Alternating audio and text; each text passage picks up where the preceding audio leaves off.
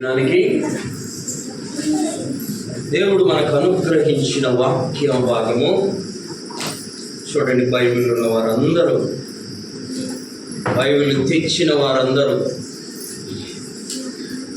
సజీవులుగా ఉన్న వారందరూ ఒకసారి తిమోతికి రాసిన 2వ పత్రిక, 2వ తిమోతి 2వ అధ్యాయము 21వ వచనాన్ని ధ్యానం చేసుకుందాం.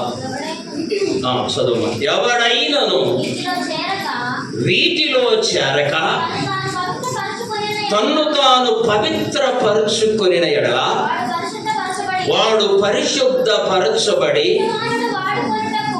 యజమానుడు వాడుకొనుటకు అర్హమైన పాత్రగా ప్రతి సత్కార్యమునకు సిద్ధపరచబడి ఘనత నిమిత్తమైన పాత్ర అయి ఉండును. దేవుడి వాక్యము ద్వారా మనందరితో మాట్లాడును గాక. ఈ వచనంలో పౌలు గారు తన ఆత్మీయ కుమారుడైన తిమోతికి ఒక హెచ్చరికను చెబుతూ ఉన్నాడు. ఏమనంటే, యజమానుడు వాడుకొనుటకు అర్హమైన పాత్ర. జాగ్రత్తగా వినండి. యజమానుడు వాడుకొనుటకు అర్హమైన పాత్ర అంటే దేవుడు వాడుకోవడానికి అర్హమైన పాత్ర. అలా ఉండాలి మనము అంటున్నాడు. వాక్యము విన్నప్పుడు మనకు ఆశ కలగాలి. మనము కూడా దేవుడు వాడుకునే పాత్రలాగా ఉందుముగాక. ఆమేన్. దేవుడు వాడుకునే అర్హమైన పాత్రగా నువ్వు ఉండాలి తిమోతి అని అపోస్తలుడైన పౌలు గారు తిమోతికి సలహా ఇస్తూ ఉన్నాడు. దేవుడు వాడుకునే పాత్ర అంటే అది ఘనమైన పాత్ర. అర్థమైందా? పనికి మాలిన వ్యక్తినైనా దేవుడు ఘనమైన పాత్రగా చేస్తాడు. అయితే అందుకు తగిన రీతిలో మనం సిద్ధపడి ఉండాలి. అప్పుడు దేవుడు వాడుకునే పాత్రగా నిన్ను దేవుడు ఏర్పాటు చేసుకుంటాడు. మనకు పౌలు గారి గురించి తెలుసు. పౌలు కాకముందు పౌలు సౌలు కదా. ఎలాంటోడు? హానికరుడు, హింసకుడు, దోషకుడు. అలాంటి వ్యక్తిని దేవుడు వాడుకునే పాత్రగా ఏం చేశాడు? సిద్ధపరచుకున్నాడు. చూడండి, అపోస్తుల కార్యముల గ్రంథం, అపోస్తుల కార్యముల గ్రంథం, దేవుని యొక్క పరిశుద్ధ గ్రంథమున్న వారందరూ చూడండి.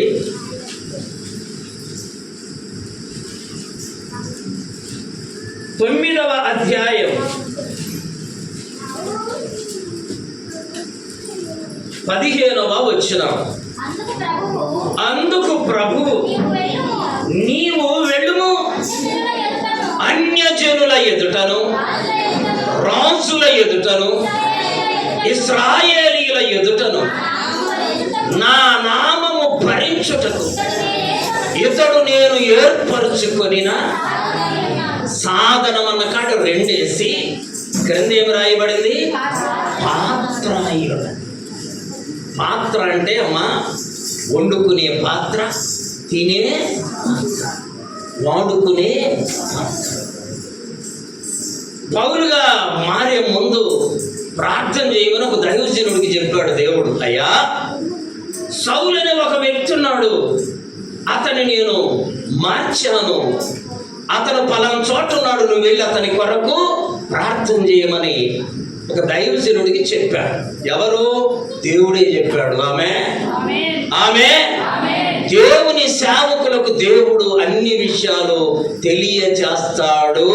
ఆమె ఆ దైవజనుడికి చెబితే దైవజనుడు అంటున్నాడు, అమ్మో ఆయన మంచోడు కాదు, చాలా మందిని హింసించాడయ్యా, చాలా మందిని చంపాడయ్యా, చాలా ప్రార్థనలు చెడగొట్టాడయ్యా, అలాంటి వాడి దగ్గరికి నన్ను వెళ్ళి ప్రార్థన చేయమంటావేంటి అని దేవుణ్ణి అనగానే దేవుడు అన్నాడు, అందుకు చదువుమా, అందుకు ప్రభు నువ్వు వెళ్ళు, అన్యజనుల ఎదుటను, రాజుల ఎదుటను, ఇశ్రాయేలీయుల ఎదుటను నా నామమును ఇతడు నేను ఏర్పరచుకొనిన పాత్ర అయి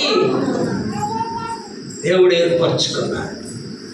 మనమైతే చచ్చిపోయిందా గుర్తు పెట్టుకుంటాం కొన్ని విషయాలు కదా, ఫలానా ఇలా జరిగింది, ఇలా అన్నాడు, ఇలా ప్రభుకు అవన్నీ కూడా ఉంటే ఒక్క క్షణం ఈ భూమి మీద ఎవడు నిలువడు.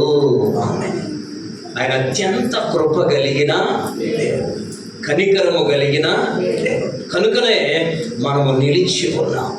ఆలోచించండి, మనం మొదట పాడుకున్న ఆ పాట కీర్తనలు 51, 10, 11, 12లో దావీదు జీవితం అంతటిలో ఒక్క మారు పాపం చేశాడు. ఎన్ని మార్లు? ఒక్క మారు పాపం చేస్తే ఆయనలో ఉండి పరిశుద్ధాత్మ వెళ్ళిపోయింది, దేవుని ఆత్మ వెళ్ళిపోయింది, దేవుని సన్నిధి వెళ్ళిపోయింది, అపరిశుద్ధత వచ్చింది. అందుక 51వ కీర్తనలో అంటున్నాడు, నీ సన్నిధి నుండి నన్ను త్రోసివేయు, నీ పరిశుద్ధాత్మను మరలా నాకు అనుగ్రహించు. చూసారా? కాబట్టి సౌలు పౌలుగా మారినప్పుడు దేవుడు చెప్పింది, ఆయన నా కొరకు ఒక పాత్ర. మనమందరము దేవుని కొరకు ఒక పాత్రలాగా వాడబడుదుముగాక. పాత్ర వాడుకోవాలి అని అంటే అందరికీ తెలుసు, ఆ పాత్ర ఎలా ఉంటే వాడుకుంటాం? ఏం మాటలు రావు చెప్పడానికి. ఏమో చచ్చిపోతా ఉన్నాడు, అల్లాడుతూ ఉన్నాడు, ఎంత కష్టపడతా ఉన్నా. నువ్వు ప్లేటు వాడుకోవాలంటే ఎలా ఉంటే వాడుకుంటావు? అందరికీ తెలిసింది, వాడి చెప్పుకుంటాడు లేని మీరు వదిలేస్తున్నావు, అంతే కదా. ఎలా ఉంటే వాడుకుంటాం మనము? నువ్వు శుభ్రంగా లేకపోయినా పాత్ర ఎలా ఉండాలనుకుంటావు? రాత్రి ఒక పెళ్ళికి వెళ్ళాం కదా అమ్మా, అక్కడ ఇస్తరాకులు వేసేసారు, నీళ్ళు వచ్చేలోపు వీడు వేసుకుంటూ వెళ్తున్నాడు గోంగూర సేమియా ఏంటంటే, మురిక్కున్నాడు ఒక అతను. నీళ్ళు వేసి కడగని, నువ్వు కడుక్కోవాలి ముందు. దేన్ని కడగాలంట అంటే నువ్వు శుద్ధంగా లేకపోయినా నువ్వు తినే పాత్ర ఎలా ఉండాలనుకుంటావు? పరిశుద్ధంగా. దేవుడు కూడా అలాంటి స్తోత్రమే. దేవుడు నిన్ను ఒక పాత్రలాగా వాడుకోవాలంటే నువ్వు ఎలా ఉండాలి? పరిశుద్ధంగా ఉంటే నిన్ను ఆయన పాత్రలాగా, చెప్పండి నోటితో, అపరిశుద్ధంగా ఉన్నావు. నిన్ను వాడుకోవాలంటే పరిశుద్ధుడికి కుదరనే కుదరదు. ఎందుకని? ఆయన పరిశుద్ధుడు. ఆయన కనుక అపరిశుద్ధంగా నీ ఉంటే నిన్ను ఆయన పాత్రగా వాడుకోడు. ఆమె ఇప్పుడు ఎలా ఉంటే వాడుకుంటా? నోటి నిండా చెప్పాలి. పవిత్రంగా పరిశుద్ధంగా ఉంటే పరిశుద్ధుడైన దేవుడు మనలను వాడుకునే పాత్రగా వాడుకుంటాడు. ఆమె ఎలా ఉండాలమ్మా? మన యేసు ప్రభువుకున్న అత్యంత శ్రేష్టమైన ఈ భూమి మీద దేవుని మాటలు కలిగిన ఈ గ్రంథానికి ఉన్న పేరేంటి? పరిశుద్ధ. మన ఆలయానికి ఉన్న పేరేంటి? పరిశుద్ధ. మన దేవునికి ఉన్న పేరేంటి? కాబట్టి ఆయన వాడుకోవాలంటే చెప్పాలి, నువ్వు కూడా ఎలా ఉండాలి? అనుమానమే. నువ్వు అపరిశుద్ధంగా ఉంటున్నావు, పరిశుద్ధుడైన దేవుణ్ణి నన్ను వాడుకై అంటాడు. ఎలా కుదురుతుంది? నువ్వు ముందేమవ్వాలి? పరిశుద్ధుడి. యజమానుడు వాడుకోనే పాత్రం నువ్వు కావాలంటే మొదటగా నువ్వేమవ్వాలి? పరిశుద్ధంగా ఉండాలి. చూసారా? ఇప్పుడు మనం ఇక్కడికన్నా వెళ్ళి కూర్చోవాలనుకున్నాం, ఎలా ఉంటే కూర్చుంటాం? చెప్పండి అమ్మా. నువ్వు శుభ్రంగా లేకపోవచ్చు, ఆలోచించండి. కానీ ఏం కోరుకుంటావు? శుభ్రంగా ఉంటేనే కూర్చో. ఒక హోటల్కి వెళ్ళా, నువ్వు సరిగా శుభ్రంగా తిన్నవాడు కాకపోవచ్చు, అక్కడ ఏం కోరుకుంటావు? శుభ్రంగా ఉంటే తిందామని అనుకుంటా కదా. మట్టి బుర్రలమైన మనకి కోరుకుంటే ఆయన అతి పరిశుద్ధుడు కదా, ఆయనకు కూడా ఒక కోరిక ఏంటో తెలుసా? నువ్వు పరిశుద్ధంగా ఉంటే నిన్నేం చేయాలనుకుంటున్నాడు? వాడుకోవాలనుకుంటున్నాడు. చప్పట్లు కొట్టి ప్రభువును మహిమపరచాలి. చూడండి, దేవుని యొక్క పరిశుద్ధ గ్రంథంలో ప్రభు అంటున్న మాటలు. హెబ్రీయులకు రాసిన పత్రిక 12వ అధ్యాయము 14వ వచనం. హెబ్రీ 12:14. అందరితో సమాధానము పరిశుద్ధతయు కలిగి ఉండుటకు ప్రయత్నించుడి. ఈ మాట అందరు చదవండి, బైబిల్ ఉన్న వాళ్ళందరూ. పరిశుద్ధత లేకుండా ఎవడును ప్రభువును చూడలేడు. ఇప్పుడు ప్రభువును చూడాలంటే ఏముండాలి? పరిశుద్ధత కావాలి. నన్ను పాయింట్ ఆయన వచ్చాయి మెల్లగా. ఒకరోజు వెళ్తుంటే బయటికి నన్ను ఆపి, సార్ ఆగమంటే ఆగితే చెవులో చదువుతున్నాడు. ఏమని? మీ చర్చికి రావాలంటే ఎంత ఫీజు కట్టాలయ్యా? ఆయన దృష్టిలో యేసు ప్రభు దగ్గరికి రావాలంటే ఎంతో కొంత ఫీజు కట్టాలనుకున్నాడు కదా. అలా కాదు. ఎక్కడికి వెళ్ళి నీ భూమి మీద ఫీజులు ఉన్నాయి. యేసు ప్రభు దగ్గరికి వస్తే చెప్పాలి, ఏం లేదు ఫీజు. ఈ ఫీజు ఉంటే సరిపోదు. ఇక్కడ ఫీజులు ఉండవు కొంతమందికి కదా. ఈ ఫీజు ఉండాలి. ప్రభు దగ్గరికి వచ్చేవాడు. చూడండి, అక్కడ రాయబడిన మాట, పరిశుద్ధత లేకుండా ఎవడును ప్రభువును చెప్పాలి చూడలేడు. ప్రభువును చూడాలంటే ఏముండాలి? పరిశుద్ధత కాదు. ఎందుకంటే ఆయన పరిశుద్ధుడు. పేతురు రాసిన మొదటి పత్రిక చదవండి, 1వ అధ్యాయము 14, 15, 16. నేను పరిశుద్ధుడనై ఉన్నాను కనుక మీరు కూడా ఎలా ఉండాలి? పరిశుద్ధులుగా ఉండుడి. వ్రాయబడి ఉన్నది. కాగా మీరు అవిధేయులకు పిల్లలై విధేయులకు పిల్లలై మీ పూర్వపు అజ్ఞాన దశను మీకుండిన ఆశలను అనుసరింపక మిమ్మును పిలిచిన వాడు ఏమై ఉన్నాడు?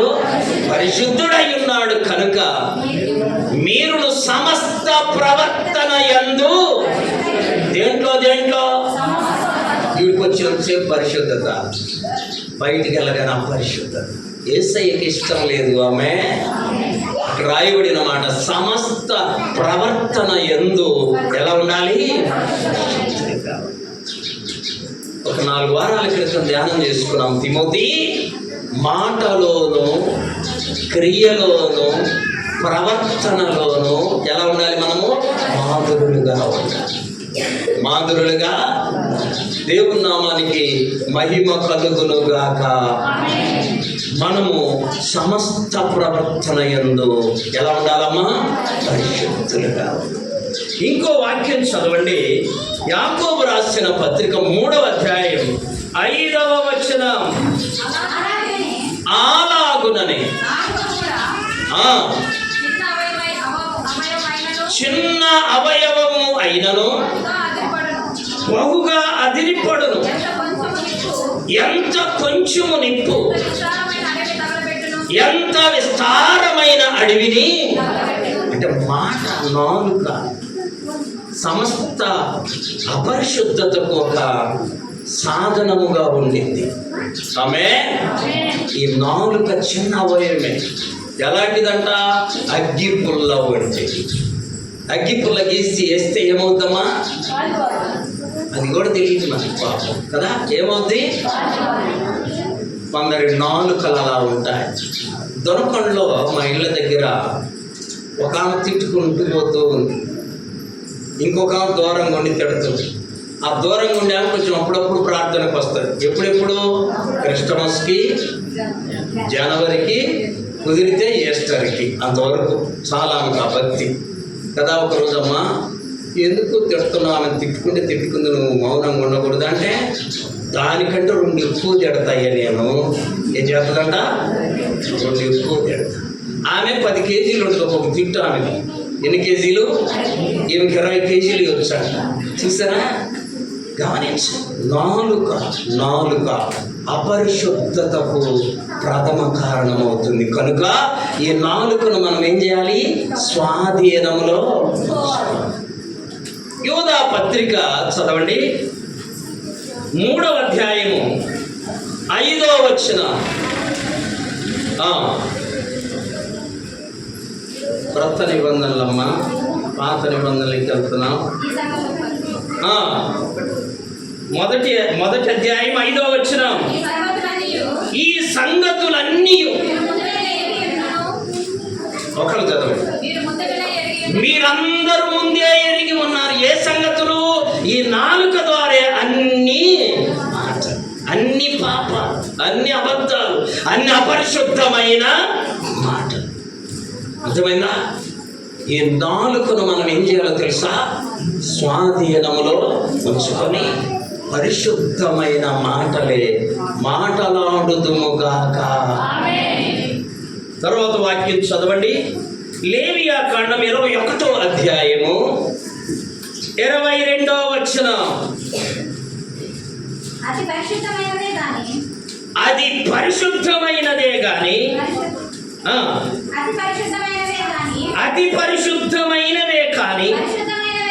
పరిశుద్ధమైనవే కాని తన దేవునికి అర్పింపబడు ఏ ఆహార వస్తువులైనను. మనం తినేవి కూడా ఎలా ఉండాలంట? పరిశుద్ధమైనవి చెప్పాలి. అది పరిశుద్ధం. అపరిశుద్ధమైనవి ఏం చేయకూడదు? మనము చెప్పడమ్మా, ఏదో ఒకటి తొట్లు వేద్దాం అనుకుంటున్నా. అలా కాదు, మనం తినేవి కూడా ఎలా ఉండాలి? లేదా అతి పరిశుద్ధమైన. అప్పుడు నీ మాట, నీ ప్రవర్తన, నీ క్రియ సమస్తము మారిపోతుంది. ఆమేన్. చూడండి, పరిశుద్ధమైనవి తింటేనే పరిశుద్ధమైన ఆలోచనలు వస్తాయని ఒక ఆయన నమ్మాడు. బైబిల్లో చదవండి, దానియేలు గ్రంథం 1వ అధ్యాయం 8వ వచనం.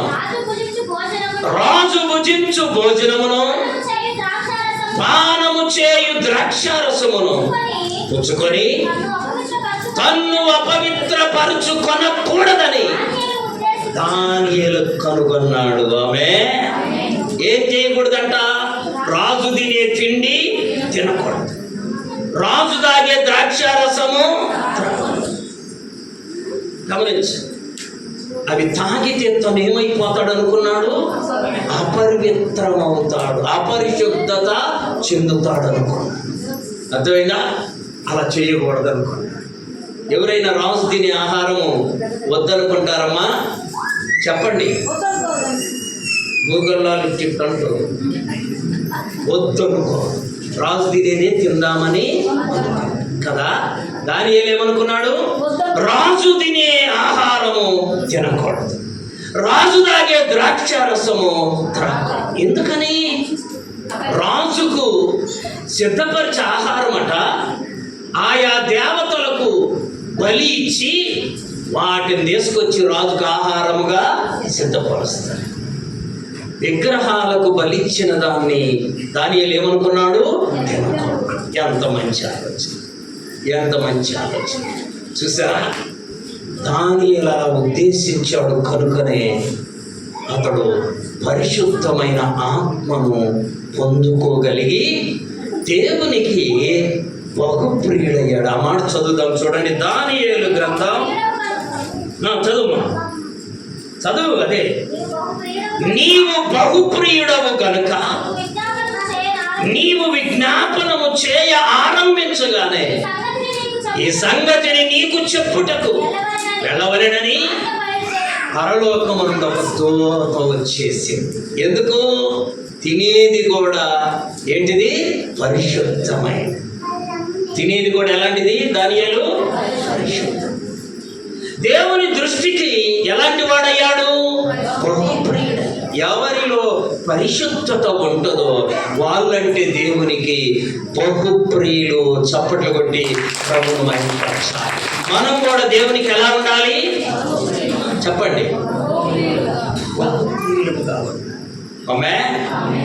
ఒక ఆమె, అయ్యా రోజు ప్రార్థన చేసుకోమంటున్నావు కదా, నేను ఎక్కువసేపు చేయలేనయ్యా, 2 మాటలు అనుకొని మాత్రం పడుకుంటాను అని. ఎన్ని మాటలు? సరే, అవి అంత మాటలు అని నేను ఏమనుకుంటావమ్మా అంటే, నీ సాయంకాలం భోంచేసి ఆకొక్కేసుకొని నవిలి అది ఊసి చెమ్ము నిండా నీళ్ళు తాగి తండ్రి దేవుడని ఆమంతుని పడుకుంటానయ్యా. ఇది తప్ప నాకు ప్రార్థన ఏం పరిశుద్ధత ఇది? ఏమేం చేస్తుందో తెలుసా కార్యాలు? ఆకొక్క ఫుల్లుగా నలుగుద్దంట, అదంతా వస్తుందంట, నీళ్లు తాగుద్ది. తండ్రి దేవుడని ఆమంతునే పరిశుద్ధత. దానియేలు ప్రార్థన చేస్తే, అంటే ఇప్పుడు చదివిన వాక్యంలో ఉంది, దానియేలు ప్రార్థన చేస్తే పరలోకం నుంచంట, నువ్వు వెళ్ళి దానియేలుకు మాట్లాడి రమ్మా అని దేవుని దూతను దేవుడు అంటాడు. మరి మనకు కూడా ఆశ ఉంది, మనం ప్రార్థన చేస్తే వెంటనే ఏమి రావాలని? జవాబు రావాలంటే దేవుని దగ్గర పరిశుద్ధులమై ఆయన వాడుకుని పాత్రగా ఉండాలి. ఆమేన్. వాక్యం చూడండి, లేవియాకాండం 11వ అధ్యాయం 44-45 వచనం. నేను నీకు దేవుడనై ఉండుటకు ఐగుప్తు నుండి మిమ్ములను రప్పించిన మీ దేవుడనైన యెహోవానగు నేను పరిశుద్ధుడను కనుక మీరు కూడా ఎలా ఉండాలి? ఎంత మంచి మాట అమ్మా. ఇప్పుడే నేను ఒక మాట చెబుతా, మనకు బాగా అర్థమయ్యేది.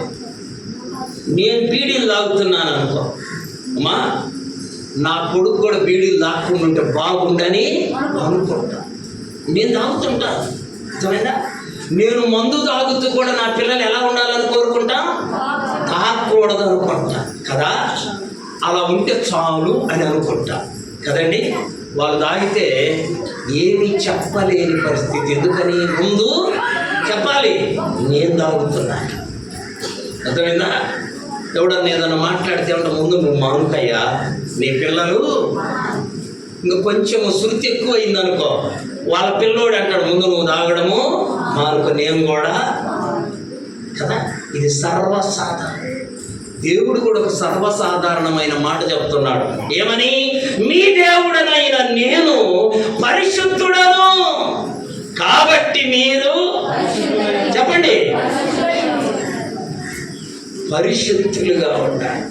ఎంత ఇష్టమో దేవునికి ఈ మాటమ్మా. నీ బిడ్డలు శుద్ధంగా ఉండాలని నీకు ఎంత ఇష్టమో, మన దేవునికి కూడా మనం పరిశుద్ధంగా ఉండాలని అంతా ఇష్టం. నువ్వు పరిశుద్ధంగా ఉంటే నువ్వు దేవుణ్ణి చూస్తావు. ఆమె ఎవరు కనపడతారు నీకు?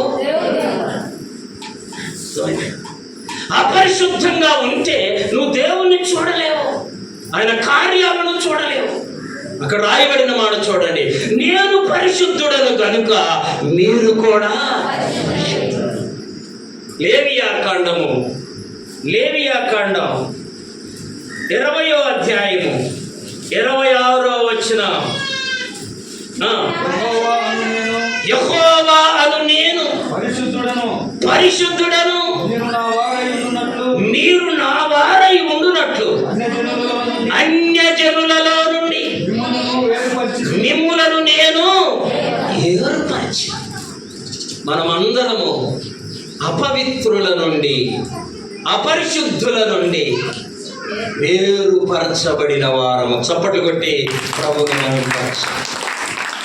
మనము అపరిశుద్ధులతో జోడుగా ఉండకూడదు, అపవిత్రులతో కలిసి జీవించకూడదు. మనం పరిశుద్ధంగా ఉండడానికి దేవుడు అన్య జనులలో నుండి మనలను వేరు చేసిన దేవుడు పరిశుద్ధంగా ఉండమని నిన్ను కోరుతున్నా. చూడండి, ఎఫెసీయులకు రాసిన పత్రిక 2వ అధ్యాయం 19వ వచనం.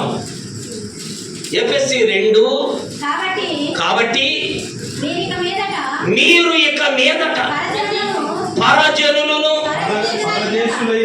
పరదేశులై ఉండక పరిశుద్ధులతో ఏక పట్టణస్థులు దేవుని అమ్మా, ఎంత శ్రేష్టమైన ధన్యత. మనమందరము దేవుని ఇంటి వారము. ఆమేన్. మనము పరిశుద్ధులతో సహవాసం కలిగి ఉండాలి. పరిశుద్ధులతో సహవాసము కలిగి ఉండాలి. ఇప్పుడు ఒకసారి ఆలోచించుకోండి, నీ సహవాసం ఎవరితో? నీ ఫ్రెండ్ ఎవరు? పరిశుద్ధుడా అపరిశుద్ధుడా? పరిశుద్ధుడైతే నీవు ధన్యుడవు, ధన్యురాలు. అపరిశుద్ధులైతే తక్షణం మానేయండి. ఆమేన్. తక్షణం మానేసి పరిశుద్ధులతో నీ సహవాసమును కొనసాగించాలి. ఆమేన్. చూడండి, దేవుని యొక్క పరిశుద్ధ గ్రంథంలో రోమీయులకు రాసిన పత్రిక 14వ అధ్యాయం 17వ వచనం. దేవుని రాజ్యము భోజనమును పానమును కాదు గాని నీతియు సమాధానమును పరిశుద్ధాత్మ యందలి ఆనందం.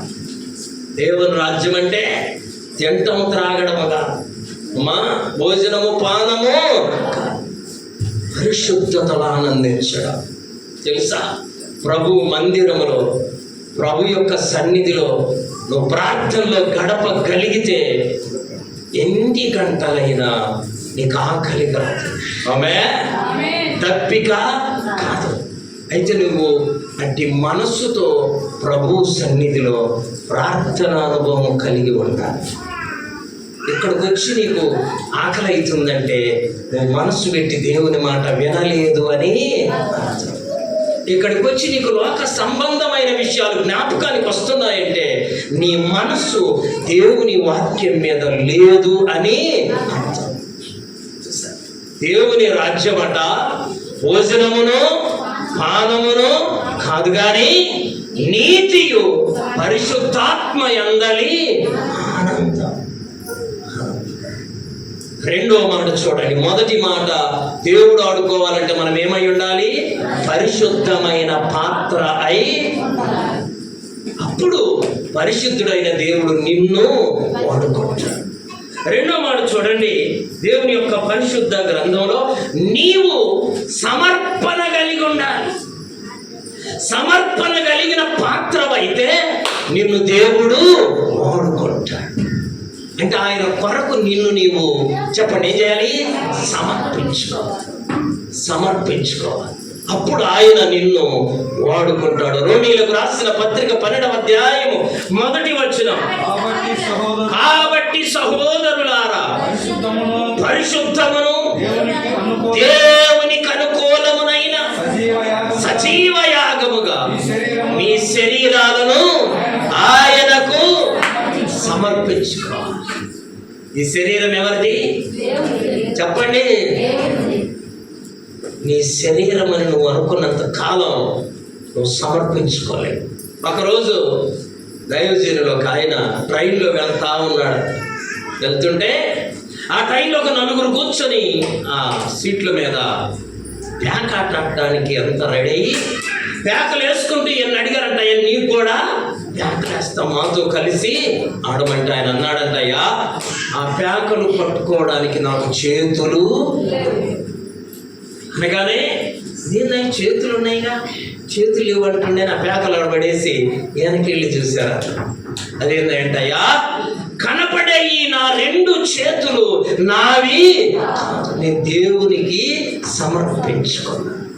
ఇప్పుడు చెప్పండి, మన చేతులు ఎవరి? అమ్మ ఎవరి? మన శరీరం ఎవరిది? మన ఆలోచనలు ఎవరివి? మన తలంపులు ఎవరివి? అలా సమర్పణ నీకుంటే నా దేవుడు నీ వద్దకు వచ్చి నిన్నెత్తి పట్టుకొని ఒక ఆయుధముగా వాడుకొనుగాక. నీ చేతులు నీ ఇష్టం వచ్చిన పనులు చేస్తున్నాయి, నీ పాదాలు నీ ఇష్టం వచ్చిన పనులు చేస్తున్నాయి, నీ ఆలోచనలు నీ ఇష్టానుసారంగా నడుస్తున్నాయి. నువ్వు దేవునికి సమర్పించిన వాడవు కాదు కాబట్టి నిన్ను ఆయన పాత్రగా వాడుకోడు. ఆమేన్. ఆయన వాడుకోవాలంటే మనం ఆయనకు మనల్ని మనము ఏం చేయాలి? సమర్పించుకోవాలి. బైబిల్లో ఒక వృత్తాంతం ఉంది చూడండి. దేవుని యొక్క పరిశుద్ధ గ్రంథంలో రాజుల మొదటి గ్రంథం 19వ అధ్యాయం 19 నుండి 21వ వచనం వరకు. ఏలియా అచ్చట నుండి పోయిన తరువాత అతనికి షాపాతు కుమారుడైన ఎలీషా కనబడెను. అతడు తన ముందరనున్న 12 అరకల ఎడ్లతో దుక్కి దున్నించుచు 12వ అరక తాను తోలుచుండెను. ఏలియా అతని చేరబోయి ఏలియా దుప్పటి అతని మీద వేయగా అతడు ఎడ్లను విరిచి ఏలియా వెంట పరిగెత్తి, నేను పోయి నా తల్లిదండ్రులను ముద్దు పెట్టుకొని తిరిగి వచ్చి నిన్ను వెంబడించుదునని చెప్పిన. సెలవును అడుగగా అతడు పోయి రమ్ము, నా వలన నీకు నిర్బంధము లేదని చెప్పాను. అందుకు అతడు అతనిని విడిచి వెళ్ళి కాడి ఎడ్లను తీసి వధించి వాటి మాంసమును గొట్టి నగల చేత వంట చేసి అందరికి ఏం చేశాడు? వడ్డించి విందు చేశాడు. ఏలియా వచ్చి ఎలీషా మీద తన దుప్పటి వేయగానే ఎలీషాకు దేవుని ఆత్మ వచ్చింది. రాగానే ఇంకా పద వెళ్దాం. అలా 2 విషయాలు ఉన్నాయి ఇక్కడ. తల్లిదండ్రుల దగ్గరికి వెళ్ళి వాళ్ళను ముద్దు పెట్టుకుంటాడు. ఆ తర్వాత తన ఇంటిలో ఉన్న ఒక జత ఎడ్లను వధించి తన గొర్రెలు ఉంటారు కదా, ఆ కాడిమాను, ఆ గొర్రెలన్నిటినీ విరిచి విందు చేసి ఆ వచ్చిన ఏలియాకు సేవకులకు అందరికీ వడ్డించాడు. గుర్తుపెట్టుకోవాలి, ఎలీషా పేదవాడు కాదు. ఎన్ని అరకలు ఉన్నాయంట? అసలు ఒకటి ఉంటే మనోడు మాట్లాడు కదా, అమ్మ 2 అరకల సేద్యం ఉందనుకో ఇంక లెక్క చేయడు. 4 అరకల సేద్యం ఉంటే వాడు పని చేయడు, కూలీలో పెట్టి చేపిస్తాడు. ఎలీషాకి ఎన్ని ఉన్నాయి? 12 అరకలు. అవి ఉంటే 12 అరక అతనే చాలు. ఎంత పని చేసే స్వభావం. చాలామంది ఈనాడు కుటుంబాల్లో కొరత ఉండడానికి కారణం చెప్పండి. ఏముండడానికి? ఆమె సంపాదించి దీని వరకు ఉంటాడు, లేక ఉదయం దొనకుండా పోయి 1 గంటకు వస్తాడు బెల్లు కొట్టినాక. అమ్మ మళ్ళా తిని లేచి 4-3ంటికి పోయి 8ంటికి బెల్లు కొట్టినాక వస్తాడు. అది ఉండలేదు, ఇది ఎక్కడ ఉంటుంది? నువ్వు తెచ్చిచ్చావా? అమ్మ ఆలోచించా. ట్రైన్లో వస్తుంటే వినండి, ఒక ముసలామ ఎన్వలప్ కవర్లు అంటిస్తుంది. అర్థమైనా? ఎన్వలప్ కవర్లు ఆ ముసలాయన తయారు చేసి అంటిస్తుంటే ఆమెమో వాటిన్నింటిని మడత పెట్టక్కర్లేదు. అమ్మ దేనికి ఇన్ని కవర్లు అంటే, అయ్యా ఈ పేపర్ కొని తయారు చేస్తే మాకు ₹10 పడుద్ది, ఈ తీసుకెళ్ళి కొట్టి ₹1 అమ్ముతాను. చప్పట్లు కొట్టి ప్రభువును మహిమపరచాలి. మీరేం చేస్తారు? మేము రిటైర్డ్ టీచర్లు అంటే వాళ్ళకి పెన్షన్ వస్తుంది, కానీ ఏం చేస్తున్నారు? అమ్మా నిద్రపోతుంది. అదేనా? చెప్పండి. వాళ్ళకు చేతనైన పని అదే కష్టమైంది. ₹10 మనమైతే అట్లా ఎవరు చేస్తాలే అంటాం కదా. గమనించండి, ఎవడు పని చేయకుండా, బైబిల్ ఏముందో తెలుసా? పని చేయకుండా ఎవడు ఆహారము చెప్పండి. ఇప్పుడు ఎంతమంది ఉన్నారు బ్యాచ్లు పని చేయని వాళ్ళు? 8ంటికి వస్తాడు ఒకడు తనుకోండి. టీ తాగుదామని ఆ పనికి మాల టీ వాడేదో జొల్లు చేతితో ఇస్తే తాగే బదులు ఇంట్లో పెట్టుకో, తాగు, పనికెళ్ళు. నీ చేతనైన పనే చెయ్యి. నువ్వు పని చేసుకుంటే నీ ఇంట్లో లేమి కొరత ఉండదు. నీ పని ఏంటంటే దొనకొండ రావడం, ఇంటికి రావడం, ఇది నా పని. ఇలా చేస్తేనా? ఎలీషా 12 అరకల సేద్యము చేయగలిగిన పొలం ఉన్నవాడు. ఎన్ని అరకలండి? ల్యాండ్ లార్డ్ అంటారు వాళ్ళని. అంటే పొలం ఉన్న యజమానులు. అయినా మీరు దున్నండి రా, నేను నిలబడతానని అల్లా. ఏమన్నాడు ఆయన కూడా? 12 వరక నువ్వు నేను ఈ భూమి మీద దేవుడు మనకు ఆయుష్ ఇచ్చినంత కాలం పని చెయ్యాలి. చప్పట్లు కొట్టి ఒకటి పెళ్లి చూపులకి వెళ్ళారు. వెళ్తే అబ్బాయి బాగున్నాడు, ఇంకేం పెద్దగా చూడట్లే ఈ మధ్య. అబ్బాయిలు పైన బాగుంటే ఏమీ చూడరు, అమ్మాయి పైన బాగుంటే ఏమీ లోపల సంగతులు పెద్దగా పట్టించుకో. ఇక అంతా అయిపోయిన తర్వాత ఏం చేస్తాడంటే టీటీ అన్నాడు.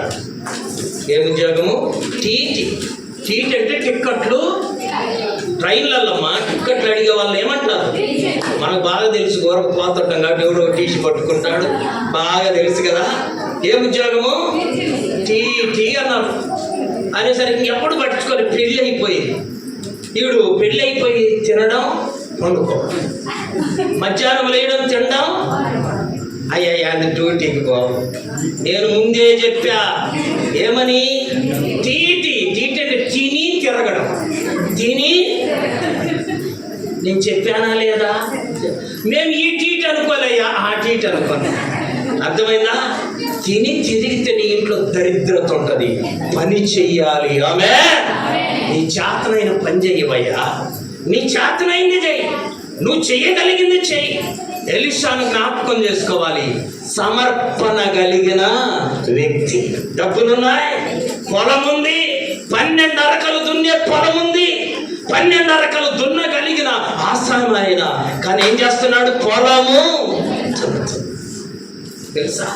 నేను ఇంటర్మీడియట్లో మధ్యాహ్నం దాకా పొలము దున్ని మధ్యాహ్నం నుండి కాలేజీకి వెళ్ళేవాడు. ఆమె పని చేయాలంటే. పని చేయనోని సోమరి అంట. వాణి కదా ఈ సోమరి. మమ్మల్ని లేదు, మీరు కూడా సోమరులే పని చేయకపోతే. ఎవరు? జాగ్రత్త. ఎలీషాకు సమర్పణ ఉంది కాబట్టి ఏలియా వచ్చి ఎలీషా మీద తన దుప్పటిని వేశాడు. రెండో మాట చూడండి. ఎలీషా గారు ఆ ఎద్దులను వధించి అందరికి ఏం పెట్టాడు? విందు చేశాడు. అంటే అదొక సమర్పణ. నా ఎద్దులను అందరికీ తినిపించాలి, అందరికీ విందు చేయాలి. అర్థమైనా? నీలో సాక్రిఫైస్, సమర్పణ లేకపోతే దేవుడు నిన్ను వాడుకోడు. ఆమె అమ్మా, దేవుడు నిన్ను పని చేయాలి. పని చేస్తాడంటేనే దేవునికి ఎంతో ఇష్టం. ఎలీషా వలె మనం కూడా దేవుని కొరకు సమర్పణ కలిగిన వారముగా ఉండాలి. ఒక పూట భోజనం చెప్పాలి. ఏం చేయాలి? చచ్చిన పని చేయాలి. ఒక పూట కాదు కదా, అసలు మానుకోగా. అమ్మా, నెలలో ఒక్కరోజు మనకు ఫాస్టింగ్, ఆన్లైన్ ఫాస్టింగ్ ప్రేయర్ కదా, భలే హుషారు ఉంటుంది ఆ రోజు. ఎందుకని? తింటే మంపు, తినకపోతే హుషారు. కానీ కొంతమందికి కళ్ళు మూతలు పడుతుంటాయి. కాస్త కూస్తో తినొచ్చేది ఉండలేకపోయేది. నెలలో ఒక్కరోజు. పాత నిబంధనల క్రమం ఏంటో తెలుసా? వారములో 2 దినాలు ఉపవాసం. చెప్పండి, ఎన్ని? వారములో అందరూ ఉండండి, సరుకులు మిగులుతాయి కదా. అందరూ అలా ఉండండి, ఆరోగ్యం ఉంటుంది. మనం అలా ఉండమే. ఒక యవనుడు వస్తూ యేసు ప్రభు దగ్గరికి ఒక మాట చెప్పాడయ్యా, నేను 10 ఆజ్ఞలు పాటిస్తూ ఉన్నా, వారానికి చెప్పాలి 2 మార్లు ఉపవాసము. చాలా మంచిదండి, చాలా మంచిది. బైబిల్లో రాయబడిన సంగతులని చాలా మంచిది కదా. ఎలీషా గారు సమర్పణ కలిగినోడు. నువ్వు నేను దేవుని కొరకు ఏం చేయాలి? సమస్తము ఏం చేయాలి? సమర్పించాలి. ఆమేన్.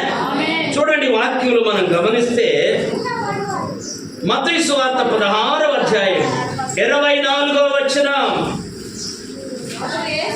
అప్పుడు యేసు తన శిష్యులను చూసి, ఎవడైనా నన్ను వెంబడించాలి అని అంటే తనను తాను ఉపేక్షించుకొని తన సిలువనెత్తుకొని వెంబడించాలి.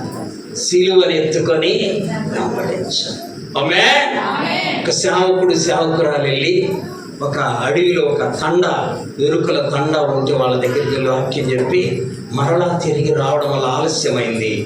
బస్సు వెళ్ళిపోయింది, ఆకలి అవుతుంది, అన్నం లేదు, చాలా నీరసంగా ఉంది, ఏం చేయాలా అని అనుకుంటూ ఉంటే భార్యతో భర్త అంటుండంటమ్మా, ఈ సేవలో ఎంత కష్టం ఉంది ఏంది, ఇట్లా అనుకుంటే మనం మొదటి సేవకు వచ్చే వాళ్ళము కాదు కదా అనగానే భార్య అంటుందంటమ్మా, వినండి, భార్య అంటుందంటయ్యా, మనల్ని మనము ఉపేక్షించుకొని ఆయన సిలువనెత్తుకొని ఉన్నాం. మన మీద ఏముంది? సిలువ ఉందయ్యా, ఎన్నడూ మనము మర్చిపోదు. ఆకలి ఉంది కదా, దేవుడు చూడు ఏదో ఒకటి మనకు తీసుకొస్తాడు అనగానే నడుచుకుంటూ రోడ్లు అలా వస్తున్నారంట. ఖమ్మం దగ్గర నడుచుకుంటూ అలా వస్తూ ఉంటే అడవిలో నుంచి కాపు పరిగెత్తుకుంటా వచ్చి అయ్యా మీరేదో పాస్త్రాలుంది, పాస్త్రమ్మాలుంది, అయ్యా మిమ్మల్ని చూసి దూరాన్ని పరిగెత్తుకుంటూ వచ్చాను, మీరు ఇక్కడెక్కడికి మాది ఇక్కడ ఒక తండా ఉందయ్యా, ఉదయము మా అమ్మ నాన్న వస్తారని మంచి భోజనము ఏర్పాటు చేశాను, ఇప్పటిదాకా చూస్తే ఇప్పుడు ఫోన్ చేసి మేము రాలేదు ఈరోజు అని చెప్పారయ్యా, భోజనం వ్యర్థమైపోద్ది, ప్రార్థన చేసుకున్నాను, ప్రభు మిమ్మల్ని చూపించాడు, పరిగెత్తుకుంటూ వచ్చా, ఇద్దరికి వెళితే దేవుడికి మోయనంగా తిన్నారు. ఆమేన్. దేవుడు ఎన్నడూ మనల్ని విడిచిపెట్టేవాడు కాదు. చూడండి ఆ మాట మనం చూద్దాం. హెబ్రీయులకు రాసిన పత్రిక 12వ అధ్యాయం చదవాలి. 5వ వచనం, నా కుమారుడా 13:5 ధనాపేక్ష లేని వారై మీకు కలిగిన వాటితో తృప్తి పొంది ఉండుడి, నిన్ను ఏమాత్రమును విడువను, ఎన్నడు విడువను, నిన్ను ఎడబాయనని నా గవయము సంగిన దేవా. అందరూ పాడొచ్చు కదా, విడువను నిన్ను ఎడబాయనని నా గవయము సంగిన దేవా, నా గవయము సంగిన దేవా. మనల్ని విడువడు. బాగా తిన్నాక అయ్యా ఇది ఇంత మిగిలితే నేనేం చేసుకుంటాను, మీరు కూడా కొంచెము చెప్పండి అంటే ఆ రోజుకు పెట్టాడు దేవుడు చెప్పాలి. రేపు ఉదయానికి కూడా సమకూర్చే సమర్పణ నీకు ఉండాలి, కానీ నా దేవుడు నిన్ను విడిచిపెట్టువాడు. ఆమేన్. అప్పుడు బయటకు వచ్చినాక ఆయన అంటున్నట్టు అమ్మ తప్పు అయిపోయింది, సేవకి ఎందుకు వచ్చినంటే నీతో భార్య బలపరిచేది కొన్నిసార్లు భర్త బలహీనపడతాడు. ఆమె అవునయ్యా అనవసరంగా వచ్చినవా అన్నదను కామ చెప్పండి ఎట్లుంటుంది, రాగానికి తాళం తయారైంది కదా, లేదు కాబట్టి నువ్వెప్పుడు నీ భర్తను బలపరిచే భార్యగా ఉండుగాక. దేవుడున్నాడయ్యా, దేవుడు న్యాయం చేస్తాడు, దేవుడున్నాడయ్యా మనల్ని బలపరుస్తాడు, దేవుడున్నాడయ్యా మనకు సమృద్ధిని ఇస్తాడు. ఒకవేళ నీ భార్య లోతు భార్య లాంటిది అయిందనుకో, నువ్వు బలపరచాలి. ఆమె అమ్మ పర్లేదమ్మా, దేవుడు మనకు సమృద్ధిని ఇస్తాడు. అమ్మ పర్లేదమ్మా, దేవుడు మనకు తోడుగా ఉంటాడు. అమ్మ పర్లేదమ్మా, దేవుడు మనల్ని వీడువాడు అన్నాడు.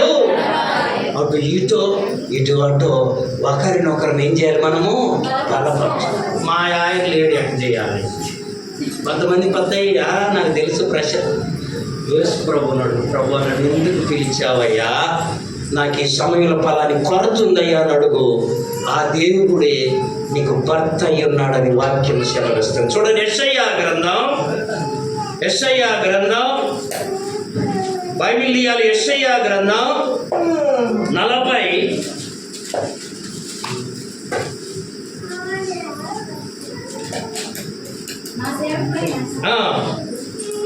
నిన్ను సృజించిన వాడు నీకు భర్త అయి ఉన్నాడు అనే మాట వచ్చింది. యెషయా గ్రంథం 54వ అధ్యాయం 5వ వచనం, నిన్ను సృజించిన వాడు నీకేమై ఉన్నాడు.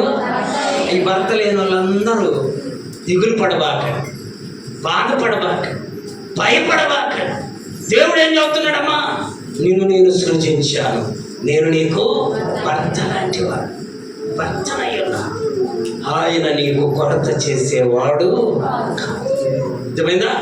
బలపరుచుకొని మనల్ని మనము సమర్పించుకోవాలి. వాక్యం చూడండి, దేవుని యొక్క పరిశుద్ధ గ్రంథాలు ఫిలిప్పీయులకు రాసిన పత్రిక 1వ అధ్యాయం 21వ వచనం.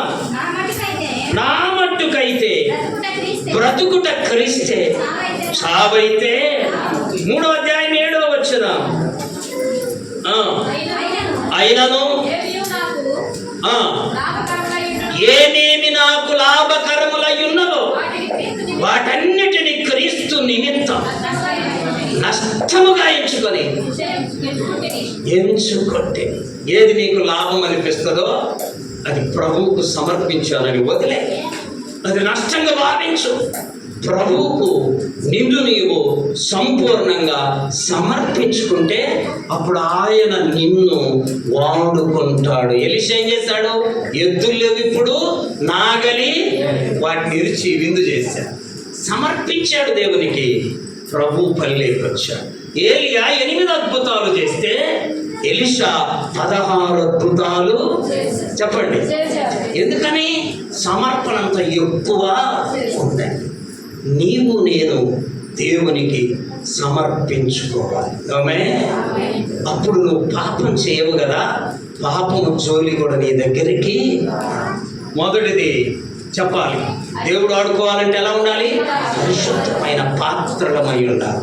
రెండవది సమర్పణ కలిగిన పాత్రలమై ఉండాలి. 3వ మాట, ఎల్లప్పుడూ ప్రతి విషయంలో ప్రార్థన చేసేవారం అవ్వాలి. చూడండి, ఫిలిప్పీయులకు రాసిన పత్రిక 4వ అధ్యాయం 6వ వచనం. దేనిని గురించి చింతపడకుడి గాని ప్రతి విషయములోను ప్రార్థన, చెప్పాలి, విజ్ఞాపనలతో దేవునికి కృతజ్ఞతాస్తుతులు. ఏ ఏ విషయాల్లో? అక్కడ ఏముందో చదవండి. ప్రతి విషయములో. చెప్పండి అందరూ. ప్రతి విషయం అంటే టీ తాగేది కదా అనుకుంటాం కదమ్మా. టీ తాగేటప్పుడు కూడా దేవుణ్ణి స్తుతించి తాగాలి. ఒక 25 సంవత్సరాల క్రితం సేవకుడు వచ్చాడు నా దగ్గరికి. ట్రైన్ దిగాడు, బస్ స్టాండ్లో ఇద్దరం వచ్చి టీ తాగుతున్నాం. చూడండి, టీ ఇవ్వగానే నేనేమో తాగుతున్నా, ఆయనేమో ఆ టీ ఇలా పెట్టుకొని, ప్రభువా టీ ఇచ్చినందుకు నీకు. ప్రతి విషయంలో ఏముంది? ప్రార్థన ఉందమ్మా. అది చిన్నదైనా చెప్పాలి. అప్పుడు దేవుడు నిన్ను వాడుకునే పాత్ర అవుతావు. ఆమె ఏ విషయాలు ప్రార్థన? నా సైడు ప్రార్థన, మా పిల్లలు ఫెయిల్ అయిండు, ప్రార్థన లేదు. అది దేవునికి ఇష్టము. మేలు జరిగినా ప్రార్థన, కీడు జరిగినా ప్రార్థన, అది దేవునికి ఎంతో ఇష్టం. అప్పుడు ఆయన నిన్ను పాత్రగా వాడుకొనుగాక. దేవుడు వాడుకోవాలంటే చెప్పండి, పరిశుద్ధమైన పాత్ర, సమర్పణ కలిగిన పాత్ర, ప్రతి విషయంలో ప్రార్థించే పాత్రగా నీవు ఉంటే దేవుడు నీ యొద్దకు వచ్చి నిన్ను వాడుకొనుగాక. అట్టి కృప దేవుడు మనందరికి దయచేయునుగాక. మోకరించండి, ప్రార్థన చేసుకుందాం. దేవుని మాటలు విన్నావు. దేవుడు బహుసూటిగా, బహు తేటగా నీతో, నాతో, మనందరితో మాట్లాడాడు కదా. ఆయన నిన్ను వాడుకొని నేను పాత్రగా చేయాలని ఆశపడుతున్నా. ఆయన నిన్ను వాడుకోవాలంటే పరిశుద్ధమైన పాత్రగా ఉండు, సమర్పణ కలిగిన పాత్రగా ఉండు, ప్రతి విషయంలో ప్రార్థించే పాత్రగా ఉండు. అప్పుడు ప్రభువు నిన్ను వాడుకుంటాడు. దయచేసి ప్రభువుని అడగండి, ప్రభువా నేను కూడా ఉన్నానయ్యా, నన్ను వాడుకో యేసయ్యా. నేను కూడా నన్ను వాడుకో యేసయ్యా, పనికి రాని పాత్రనని నన్ను పారవేయకు యేసయ్యా. వాడుకోవాలంటే ఖచ్చితంగా నువ్వు ఆయనకు పరిశుద్ధంగా కనబడదు. నిన్ను అనుకుంటాడు. సమర్పణ అనే మనసు కలిగి ఉండు. నిన్ను అనుకుంటాడు. ప్రతి విషయంలో ప్రార్థించే అనుభవం కలిగి ఉండు. ఆయన నిన్ను అనుకో. ప్రశాంతి ప్రార్థన చేస్తాడు.